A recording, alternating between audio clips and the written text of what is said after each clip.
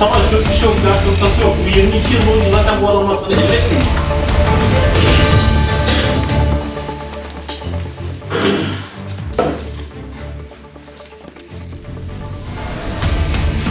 Emre Bey. Emre Bey hoş geldiniz. Hoş bulduk, merhabalar. Biz ekip olarak heyecanla sizi bekliyorduk. Gündemle ilgili bir konuşmak istiyoruz sizinle müsaitseniz, değil mi? Buraya kadar geldiniz. Sizin için geldik. Efendim bir şeref oldu. Fikirlerimizi, düşüncelerimizi aktarmak isteriz. Sen keser mi biçersin? Tamam. Bu Ukrayna-Rusya savaşı ile ilgili sizden biraz dinlemek istiyoruz ama günümüzden değil, geçmişten günümüze. Harun, şöyle, ne oldu da savaşıyorlar? Sorabilirsen. Tamam. Ne oldu da savaşıyorlar? Dur abi ben sorayım orayı. Sen gıcırt yapma ama bak ses Bir geliyor. dakika, yok, bu yapamıyor. Ramazan bir sen sorsana. Emre Bey hoş geldiniz. Hoş bulduk. Aramızda görmekten, sizi aramızda görmekten çok mutluyuz. Bizler de. Öncelikle şöyle bir soru sormak istiyoruz. Şu anki Tamam. gündeme dair. Ukrayna ile Rusya savaşı. Şu anki gündem. Ne oldu, nasıl oldu? Bize bununla ilgili bilgiler verebilir misiniz? Evet. Önce her şey bir toz bulutuydu. Tabii ki bunu baştan anlatmak lazım. Sene 1991'e gitmek lazım. 1991'de ne oldu? Sovyetler Birliği dağıldı ve Ukrayna bağımsızlığını ilan etti. Ukrayna artık bağımsızdı. Ukrayna 22 yıl yani 2013 yılına kadar Avrupa Birliği'ne yakın politikalar üretiyordu. Ta ki Viktor Yanukovych'e kadar. Bu Ukrayna'nın forvet oyuncusu ismi gibi bir şey herhalde. Ukraynalılar da adet. İç olmayan sonunda olmuyor hiç.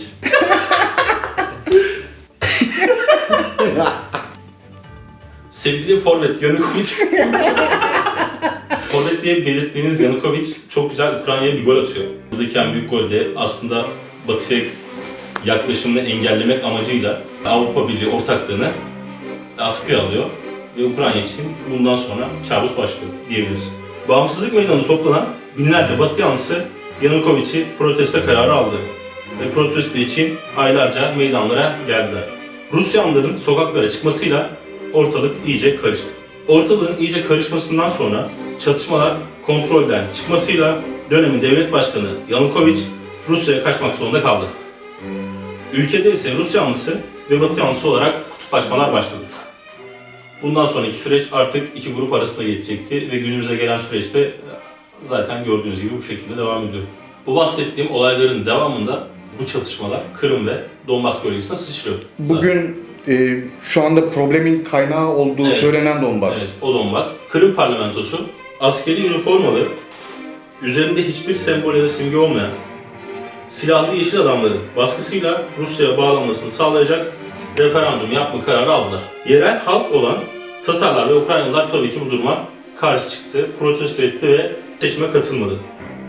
16 Mart 2014 tarihinde tartışmalı referandumun ardından Kırım Rusya tarafından yasa dışı olarak ilhak edildi.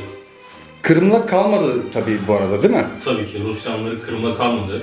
Özellikle Ukrayna'nın doğusundaki şehirlerde Rus yanlısı, ayrılıkçılar sözde devletlerini ilan ettiler. Burada Donbas'ta çatışma hep devam etti mi peki? Evet, Donbas denilen bölgede çatışmalar devam etti. O günden bugüne kadar aralıksız 7 yıl. Bu bölgede çatışmalar hiçbir zaman bitmedi. Donbas ve Donetsk bölgelerinde Rus kökenli nüfusun fazla olmasından dolayı ağır silahlarla hükümet yanlısı birliklere saldırıldı. Bu ağır silahlar Kiev yönetimine göre Rusya tarafından desteklendi. Sözde halk oylaması ile 11 Mayıs 2014'te Donetsk Halk Cumhuriyeti ve Lugansk Halk Cumhuriyeti isminde iki ayrı sözde devlet oluşturuldu.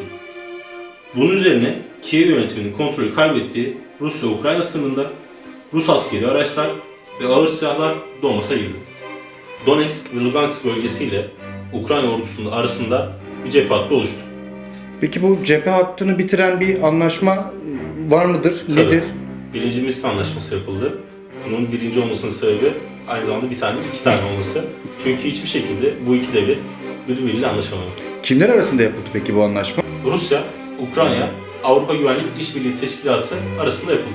Peki nasıl kararlar çıktı bu anlaşmanın sonucunda hangi maddeler vardı önemli olan? Bu maddelerden iki tanesi çok önemli. Birincisi Donetsk ve Lugansk bölgesi işgalcilerin elinden alıp yetkililere devredilecekti. İkinci konuda Donetsk ve Lugansk bölgelerinde erken yerel seçim yapılacaktı. Bu da Rusya'nın eline kalacak. Peki bu anlaşma, Lütfen sorar mısın? peki bu anlaşma yetmedi mi? Ne oldu devamında? Bu anlaşma etmedi çünkü çatışmalar devam etti ve 2. Minsk Anlaşması yapıldı. 2. Minsk Anlaşması da 2015 tarihinde yapıldı. Peki bu 2. Minsk Anlaşması'na kimler katıldı? 2. Minsk Anlaşması'nda yine kahramanlarımız Rusya, Ukrayna, Almanya, Hollanda ve Belarus vardı. Bu 13 maddelik bir sözleşmeydi. Bununla alakalı bir harita vardı. Onu da paylaşırsanız seviniriz. Şu anda izleyicilerin hepsi o haritayı görüyor. Tamam. Görsünler. Kiev, Donetsk ve Luhan bölgeleri federal bir yapıya kavuşmasına karşı durdu. Daha fazla özellik tanınacağını ve Rus nüfusunun ana dilinin dair talepleri karşılanacaktı. Luhansk ve Donetsk bölgelerinde Ukrayna ekonomik ambargosu son buldu. Peki 2. Minsk Anlaşması'ndan bugüne kadar arada neler oldu? 26 Mart'ta 4 tane Ukraynalı askerin öldürülmesiyle bölgedeki kriz yükseldi. Saldırılar karşısında Ukrayna ordusunun tedbirini arttırma üssü üzerine Rusya sınıra ilhak edilen Kırım'a asker yedi. Bundan sonra peş peşe iki açıklama geldi iki cepheden de. Ukrayna Genelkurmay Başkanı Homchok 30 Mart'ta Ukrayna parlamentosundan yaptığı konuşmada Rus silahlı kuvvetleri askeri tatbikat bahanesiyle Ukrayna'nın sınırının kuzeydoğusuna ve Kırım'da Rusya'ya ait 28 tabur birlik güvenliği için bir tehdit olduğunu kaydetti. Bunun akabinde Kremlin sözcüsü Peskov, Rusya kendi toprakları içerisinde silahlı kuvvetlerini kendi takdirine bağlı olarak hareket ettiriyor. Bu iş kimseyi rahatsız etmemeli ve bu iş kimse için tehdit içermiyor ifadelerini kullandı. Aslında günümüzdeki bu Donbas'ın kendilerine ait olduğu sözcüğünü o dönemde de söylemişler. Evet, olay tam da böyle zaten. Hatta bu olaylardan sonra her iki taraf da Donbas bölgesine askeri sevkiyatlarını arttırdı. Peki o zaman Ukrayna'nın başında kim vardı? O zamanlar Ukrayna'nın başında Petro Poroshenko vardı. Peki Poroshenko Rus yanlısı mıydı yoksa Batı yanlısı mıydı? Rus yanlısıydı ama Batı yanlısı gibi görünüyordu. Peki Zelenski nasıl geldi? Daha sonra neler oldu? Yani Poroshenko ile Zelenski arasında geçen mesafede neler yaşandı? Ukrayna halkı hem Batı yanlısı hem de Rus yanlısı taraflar arasında gerilmeye başladı. Ve bu gerilmenin sonucunda erken seçim yapıldı. Erken seçimde Zelenski 2019 yılında %73 oyla başa geldi. Peki Zelenski Batı yanlısı politikalar mı üretti? Ne yaptı? Zelenski ilk geldiği günden beri Batı yanlısı tutumunu sergiledi. Peki Zelenski'nin hiç siyasi bir tecrübesi var mı? Nedir normalde mesleği? Zelenski aslında komedyen bir oyuncu. Hatta son oynadığı filmde Halkın Hizmetkarı adlı partinin başkanıydı. Burada güzel oynamış ki ondan sonra aynı partiyi Halkın Hizmetkarı Partisi'ni kurup bu serüvenle başa geliyor. Hiçbir siyasi hikayesi yok. Sadece orada rolde aldığı bilgilerle işte. Peki Zelenski iktidara geldiğinden itibaren neler yaptı? Batı tarafı zaten Zelenski'yi destekliyordu. Zelenski de bu doğrultuda Batı'ya yönelik politikalar oluşturdu. NATO'ya katılmaya çalıştı. Rus yanlısı devlet çalışanlarına ve medyayı savaş açtı. Peki medyaya savaş açtı derken nasıl bir savaş açtı? Nasıl bir savaştan bahsediyoruz? Yani Putin'in yakın arkadaşı olan Medvedchuk'a Şubat ayında Putin'in yakın arkadaşı Medvedchuk kontrolünde olduğu iddia edilen 3 kanal Rusya tarafından finanse ediliyor diye kapatıldı. Akabinde Medvedchuk ve çevresine ekonomik yaptırımlar uygulandı. Bir yandan da ülke kısa zaman önce Kırım'ı kurtarma stratejisini duyurdu. Bu gelişmelerde gerginliğin artmasını sağlayan faktörlerden olarak görülüyor. Artık günümüze gelelim. Yine ne oldu da yine iki taraf birbirine savaş açmaya başladı? Yani savaş açtı derken zaten bu zamana kadar anlattığımız konularda baktığınız zaman o kadar anlaşmaya rağmen savaş devam ediyor. Putin, NATO'nun silahlarının, savunma füzelerinin sınırlara gelmesinden dolayı rahatsız. Zelenski, Batı yanlısı politikalar üretmesinden dolayı Donetsk bölgesinin bağımsızlığını ilan ediyor.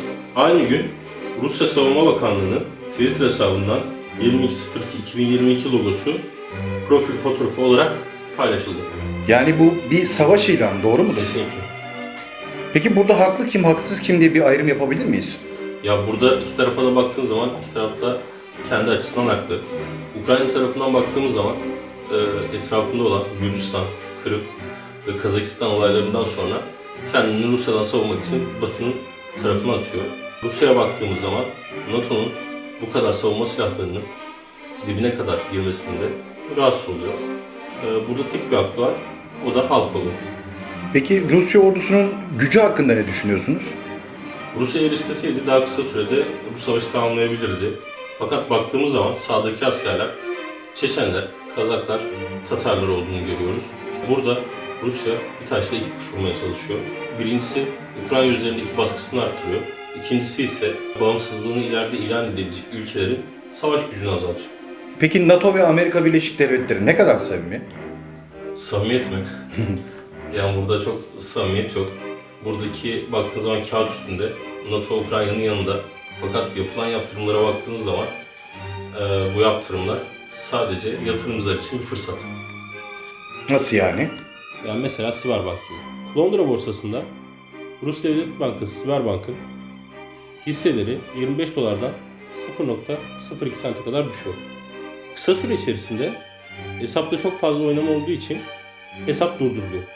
Bu hesaplar tekrar açıldığında yatırımcıya 1000 kat kar kazandıracak. Amerika, Rusya'nın petrolünü almayacağını ilan etti.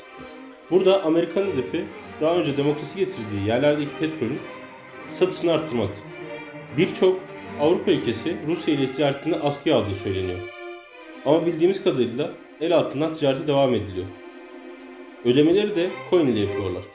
Ukrayna konusunda samimi olsalardı hava sahasını kapatır, sivil insanların ölmesine izin vermezlerdi. Ülkemizin şu andaki politikalarını nasıl buluyorsunuz? Ülkemizin değil de iktidarın şu anki tarafsızlık duruşunu beğeniyoruz. Dış politikada gerçekten önemli adımlar. Bu konuda takdir ediyoruz. Fakat iç politikada da aynı şekilde dış politikada ne kadar iyiyse o kadar iç politikada kötü olduğunu düşünüyoruz. Ülkemizin içinde bulunduğu ekonomik durumun daha önceden önlemler alınmadığından, tarım bitirildiğinden, hayvancılık bitirildiğinden, ihaleleri beşi çeteli verilmesinden ve dışa bağımlı hale gelmemizden dolayı kötü buluyoruz. Bu konulara daha sonra tek tek değineceğiz. Şu anda bir savaş tehlikesiyle karşı karşıyayız. İktidar iç politikalarda ne kadar kötüyse dış politikada tam tersine iyi kararlar verebilmektedir. Durduğumuz tarafsız nokta iyi bir karardır. Bundan sonraki süreçte de ne Amerika ne de Rusya tarafında yer almamamız gerekmektedir. İki taraf arasında aracılık yapma adımını da doğru buluyorum. Bu adımlar barış konusunda fayda sağlarsa bizim de şapkamızı önümüze alıp düşünmemiz gerekiyor. Her şerden bir hayır çıkar derler ya. Hiç ümidim yok ama umarım iktidar bu süreçlerden sonra üretim ekonomisinin ne kadar önemli olduğunu anlamış olur. Peki NATO ve Amerika bizi savaşın tarafı yapmak için çabalıyor mu? Böyle bir çaba mı gösteriyor? Katranı kaynatsak olur mu şeker? Cinsini sevdiğim cinsine çeker. Diyerek noktalamak istiyorum. Teşekkür ederiz. Biz teşekkür ederiz. Bize vakit ayırdığınız için. İzleyicilerimize bir notunuz var mıdır? Yani gündeme dair açıklamalar devam edecek. Bizi takip ederlerse. Bize abone olsunlar değil mi? Yani. Bu da şey, ben arka taraftan söylemek zorunda hissediyorum. Saatlerdir burada çekim yapıyoruz ve lütfen abone olun diye bunu da söyleyelim ki belki orada ufacık bir tuşa basan olur. Bu konu sizin. Tamam, onu ben söylüyorum. Onu siz söylemiyorsunuz, ben söylüyorum. Teşekkür ederiz gerçekten. Çok teşekkürler.